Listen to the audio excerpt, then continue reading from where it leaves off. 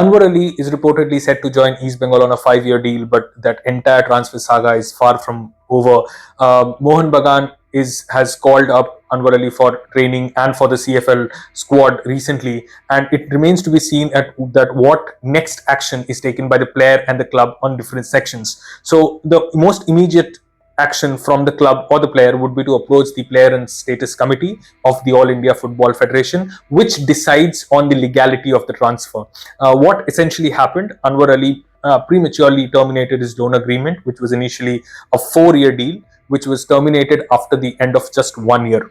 And now what remains of the whole thing is the PSC has to decide whether the cause of termination was just or unjust, as laid down in the RSTP rule book of the AIFF.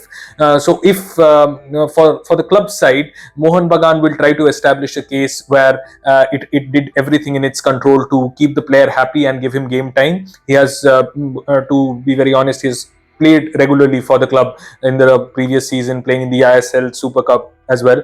On the other hand, the player will try to establish the fact that he was not happy, and there are multiple reasons which can come from them. For example, pending salaries, lack of game time, or the player himself not feeling good enough to play in the team. If Anwar is found guilty, there can be a number of sanctions that can be imposed on him, which can start with a 3-month salary given to the club, that is Mohun Bagan, which can also range to 4 months, or even in the gravest of situations, 6 months. There can be a ban on the player playing in the domestic circuit, which can range from 4 to 6 months, and the club which he has moved on to, which is East Bengal, might also be given a 2-window ban by the AIFF PSC if they are found guilty. Now, there are a number of ways how the PSC will look at the situation. Of course, Anwar Ali and his mother club, Delhi FC, have been in agreement throughout this deal, whereas Mohun Bagan was only a club where he was loaned.